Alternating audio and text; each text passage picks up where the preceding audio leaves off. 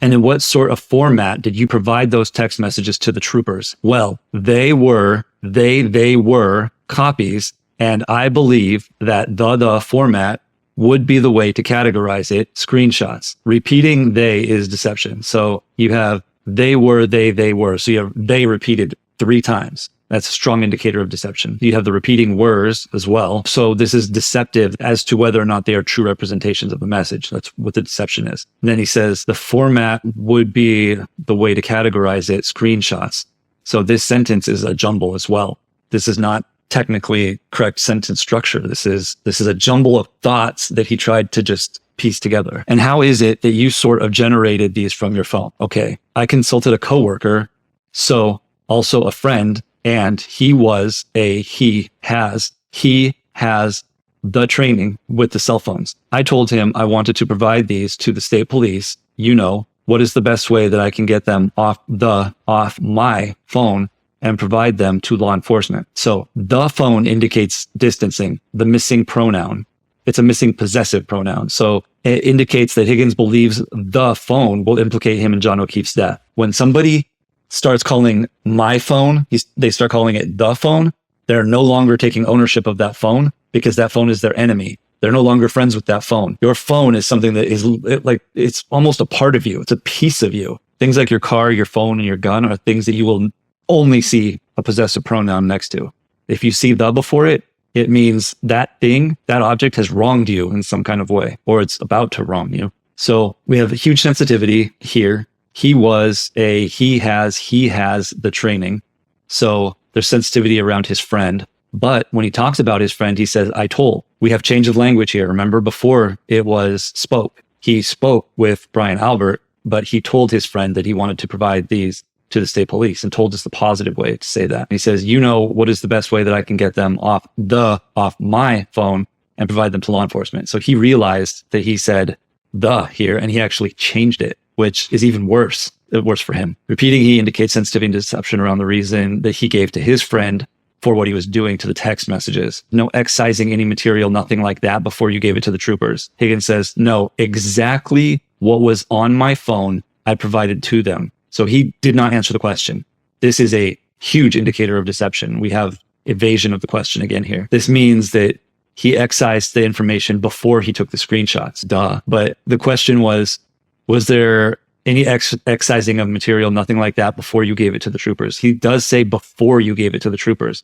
And he says, the response is exactly what was on my phone, I provided to them. So he doesn't even address excising the information before he took the screenshot of what was on his phone. You recall him asking you anything about as far as if this was the entirety of what you were providing? So I think during the actual interview, he specifically asked me, are these, I would say in substance, he said, is this an accurate representation? Has anything been deleted?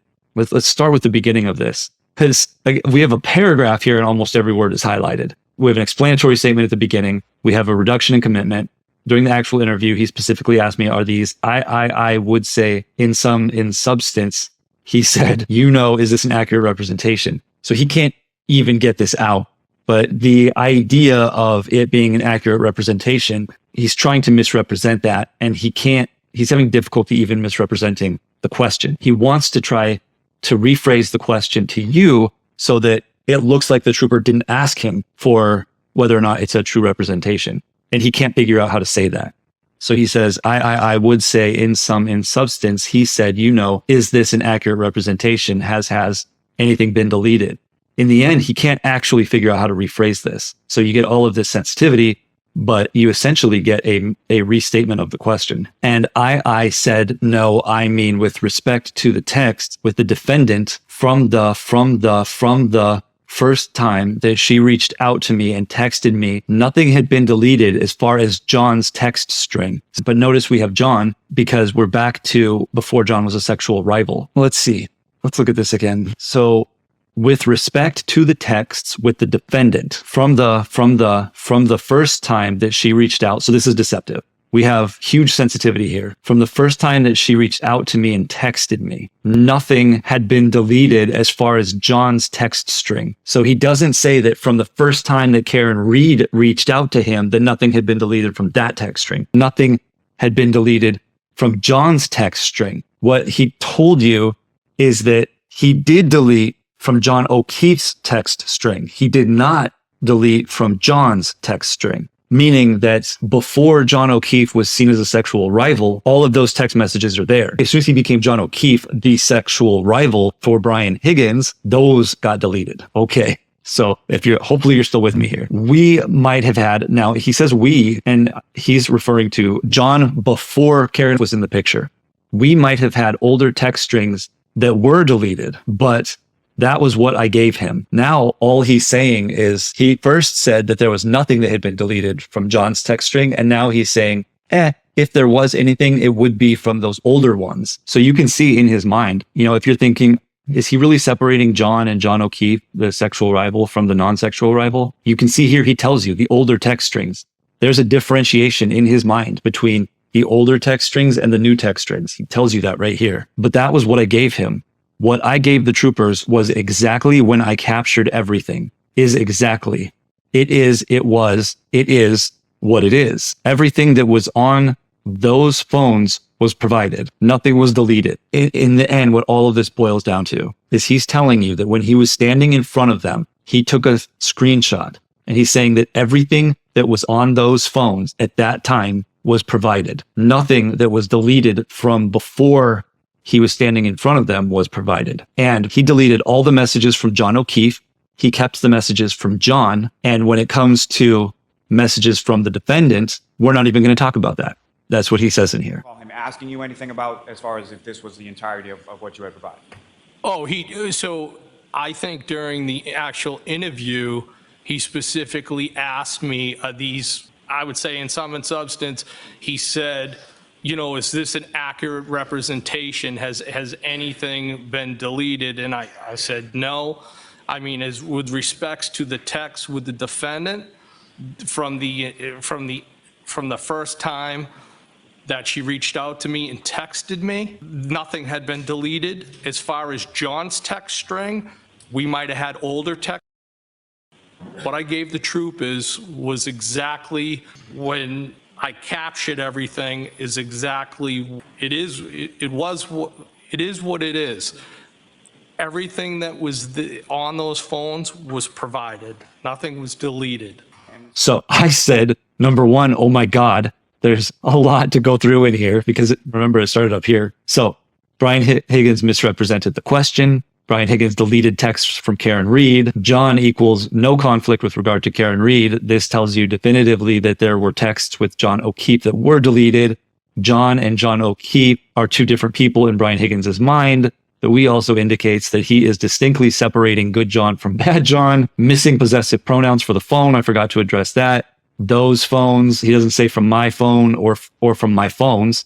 It's perfectly fine to say my phones here. Those phones is the plural for the phones. So we have the missing possessive pronoun for the phones, which indicates that the phones would have implicated him. Okay, what's my logic? What conclusion am I going to jump to here? We already know that John O'Keefe knew that something happened between Karen Reed and Brian Higgins that night that they were watching the Patriots game. It's not a stretch to think that John O'Keefe would have been going through Karen Reed's phone and that he would have found out eventually about all of these text messages going back and forth between the two of them trying to hook up. And we'll go through all those text messages in a minute here. So him going through, finding out about those, he's eventually going to confront Karen Reed about those. And my guess is that he would also confront Brian Higgins because, as a man, eventually when your live-in girlfriend is saying she wants to hook up with a guy, it's not enough to just tell your girlfriend, look, stop doing that. He's probably going to also reach out to Brian Higgins, who he considered to be a friend at that time, and say, bro, stay away from my girlfriend. But because we don't have any of those were clearly excised out, which is what I'm saying here. And so on this particular game, do you recall why it was that you took him up at this time and went over? Well, I felt bad. I had never been over there, never.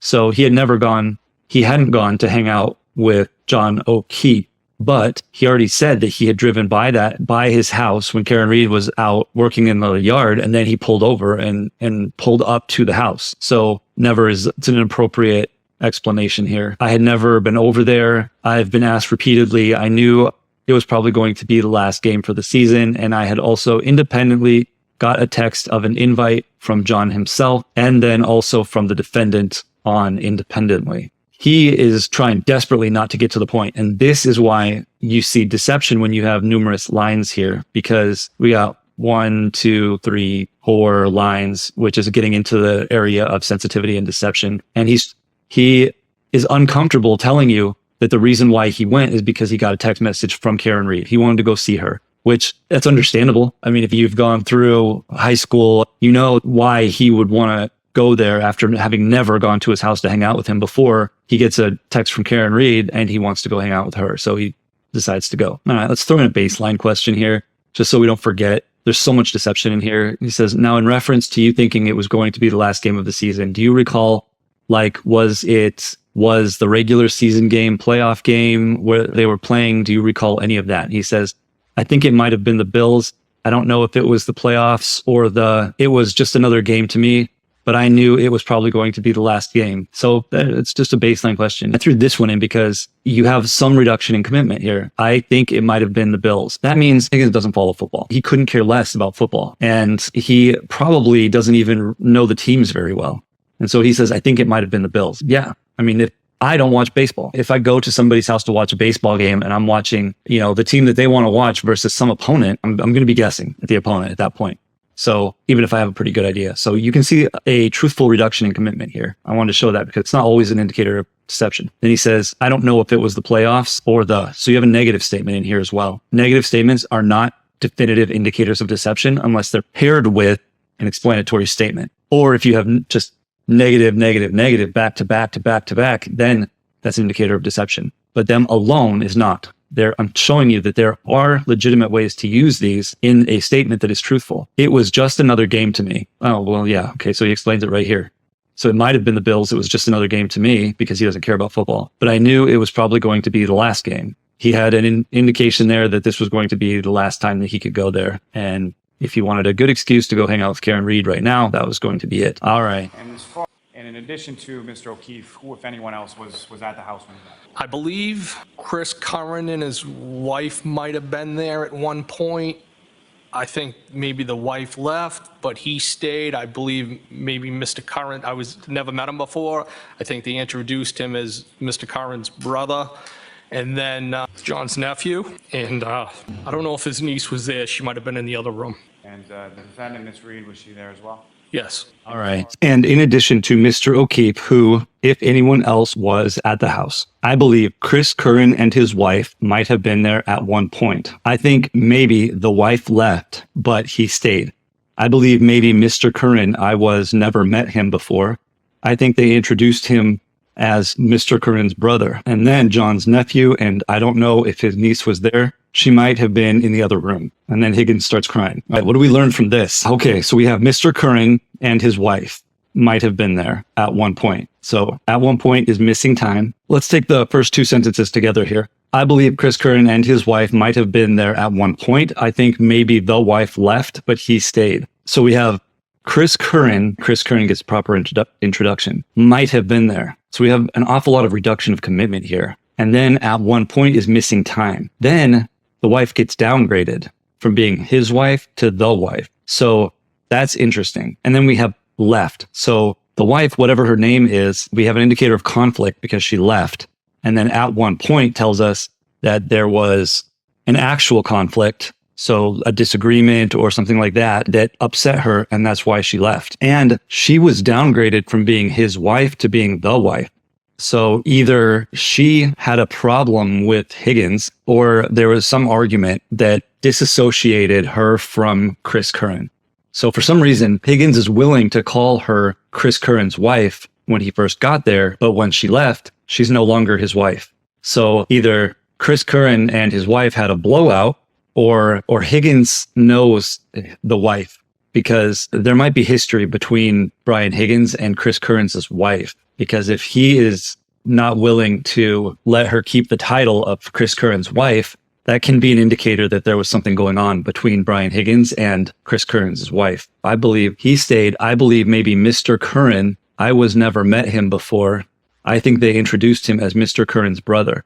So there's someone named Mr. Curran, and Chris Curran would be Mr. Curran's brother. And it's unclear on whether he's saying that he hasn't met Chris Curran or if he hasn't met Mr. Curran. The word never indicates that it's not a complete not having met. So he either hasn't met that person face to face before or hasn't hung out with them before, but he definitely knows of them. And that's interesting. Let's see. The wife left, but he stayed, but Chris Curran stayed. I believe maybe Mr. Curran. I was never met him before. I think they introduced him as Mr. Curran's brother. So he's saying that he hasn't met Mr. Curran before. And I don't know why he decided to put that information in there. That's unnecessary information, which means that it's important. And then John's nephew, and I don't know if his niece was there.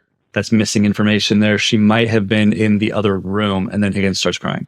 So there's no mention of Karen Reed. He left her out. That's important.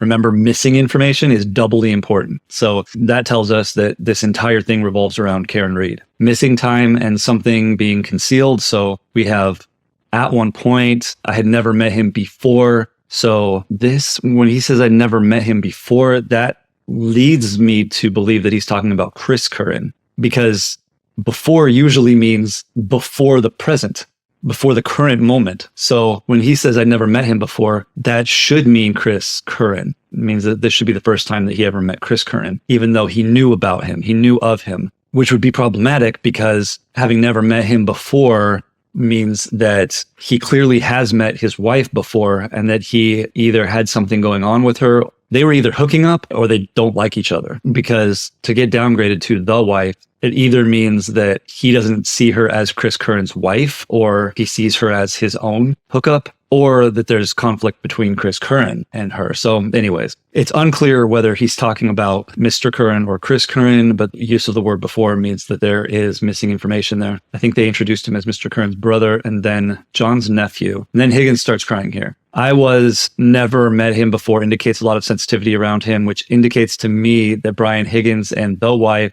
may have been tiptoeing around him. Also, the wife left right away. Left is an indicator of conflict. I'm wondering if Brian Higgins had a fling with the wife, and once Brian Higgins showed up, then because of either a fling or a conflict with her, she left. And then as soon as he starts talking about John's nephew, he starts to cry. And that is an indicator that Brian Higgins is emotional when it comes to people. And the fact that he starts crying there, is it possible that it's simply because John O'Keefe died and left the nephew on his own? That's possible, but that is not likely for somebody who develops emotional ties to people. It seems more likely that, and I mean, we know at this point that Brian Higgins had an active role in John O'Keefe's death. And so Higgins, knowing the damage that he did to John's nephew and that he likes John's nephew, would be why he starts crying here. So if you take everything in context, it makes sense, even though I can't definitively say that he starts crying because he killed John O'Keefe. That is really the only thing that makes a lot of sense here. So we'll keep looking at these indicators and what we see from there later on. And what, if any, interaction do you have with his nephew while you were there? And he says, we were playing video games together. All right. He's not talking about Brian Albert, who got that big friendship upgrade, or anyone else. He's the only person that he uses the word we correctly with. So the only person that I get any indication that he truly developed any affinity for is actually John O'Keefe's nephew. And he says, we were playing video games together. And then Higgins starts crying again. So there's an interrogation note here for when Brian Higgins gets arrested in the future. Brian Higgins is an emotional person that feels strong ties to people. Leveraging other people that he likes will break him very quickly. In this instance, Brian Higgins can't control the guilt over the damage he did to the nephew by killing John O'Keefe. You also see strong ties to the other ATF agent who helps him to take the text messages off his phone. During the cross-examination, any sort of even implication that his best friend could have known what he was doing and therefore could be subject to federal charges for removing information that would be used during an investigation, Higgins is not going to allow his friend to take any fault for anything. And so that is a good way of approaching Higgins during an interrogation, is really just to leverage his relationships, press charges against his friend, and then just wait for Higgins to confess. And what do you recognize those to be? Text messages between the defendant and I. So now we are going to get into the actual text messages between Brian Higgins and Karen Reed. So we start out with, hey, Brian, it's Weed Whacker. As far as that communication is concerned, it's the Weed Whacker. What, if any, meaning of that have to you? So ultimately, it was based off of an interaction with the defendant, kind of a nickname that she adopted. And how did that nickname sort of come to be, or what, if anything, transpires between the two of you that led to that? So you see here that Brian Higgins doesn't over-explain this. If he doesn't want to over-explain something, he will literally just cut himself off and allow the next question to come. He says, so I was leaving, I believe, my residence one day in Canton. Traveling down Pleasant Street, I saw the defendant along the side of the house on the Pleasant Street side using a weed whacker, and I gave kind of a beep of the horn, and the defendant gave me the finger. So I realized that she clearly must not have recognized me possibly because of what I was driving. I was in my work vehicle. So I spun the vehicle around, and as I pulled up to roll down my window, she said something to the effect, get the F away from me. My husband's a Boston cop. And then I rolled down the window more, and she clearly recognized me, who I was in that vehicle. All right. So he starts with so, which is an explanatory statement. So we know right off the bat, this whole statement is going to be problematic. We also can see that this is 1, 2, 3, 4, 5, 6, 7, 8, 9, 10 lines. So there's too much information in here, which means that this is deceptive. On its face, the whole whatever you're getting in here is not the message that he wants you to know. Then he starts with the verb leaving. Whenever a person starts a paragraph and the first verb in the paragraph is leaving, that means the entire paragraph is deceptive. Why is that? Because when you leave somewhere, you're either late to go somewhere or there's conflict. And here, he's not late to go anywhere unless he's late to drive by Karen Reed. So he's leaving from some conflict, and he's omitting that conflict. And the fact that he's not telling you why he was leaving is problematic. It could mean that he actually knew that she was going to be working outside in the yard, and he specifically left his house just to go drive to see her. Just that was his intention, was actually to go drive by, honk his horn, and meet her. We can't take away anything from this except that there's something about this that is not what he wants to specifically let you know about. So I believe my resident one day in Canton, traveling down Pleasant Street, I saw the defendant along the side of the house on the Pleasant Street side. So there's way too much information in here. Like on the Pleasant Street side, who cares? So using a weed whacker, and I gave kind of a beep of the horn, and the defendant gave me the finger. So I realized that she clearly must not recognize me possibly because. So we have a repetition of an explanatory statement of what I was driving. So he definitely had some sort of knowledge. Maybe they had a conversation that she'd be working outside that day from maybe when they talked at a bar previously at the waterfall or the hillside or something. And she mentioned that she'd be working outside. It's possible that he had been going out and driving by her house once every half an hour all day, waiting until she was outside of her house so that he could actually pretend like he's making like this little meet cute sort of thing. But he clearly had the intent of meeting her, because he doesn't say that he was going anywhere else. So the only place he says he was going was here. And so this is very intentional on Brian Higgins' part. So the only thing that I can really glean from this is that they met before this, and this explanation of how they met here is fabricated. And my best educated guess here, as far as my deductive logic section, is that he did this purposefully. He actually set this up to meet her, and probably had been driving by her house numerous times that day until he saw her outside. All right, let's get into the text messages now.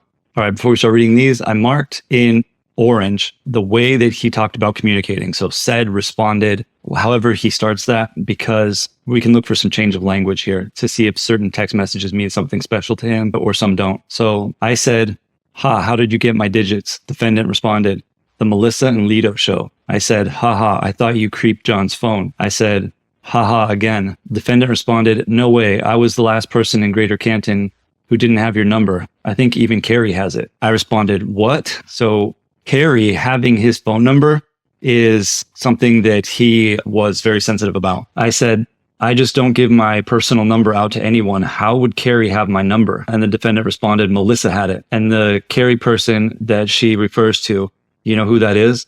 I believe that's Carrie Curran, Chris Curran's wife. Oh, so okay. Now we have some context here. So the wife has a name and Brian Higgins' phone number. So we saw, jump back up here real quick. So this is Carrie. So I believe Chris Curran and his wife, Carrie. So we actually have an improper introduction here because Carrie, he should have said Carrie, because he knows who she is. So now we have an improper introduction, might have been there at one point. So he definitely has a history with Carrie because of the proper introduction. That could be conflict, or it could be hiding the fact that he had a relationship with her. So it doesn't really change the outcome of what we saw there, but it gives some context there. And then the fact that if he had a relationship with her, I would think that he would know that she had his number. So I just don't give my personal number out to anyone. How would Carrie have my number? And he might just be trying to pump Karen Reed for information at this point on how does she know Carrie? How does Carrie have his number? Did Carrie tell Karen that they had dated at some point or something like that? So he's definitely sensitive about Carrie.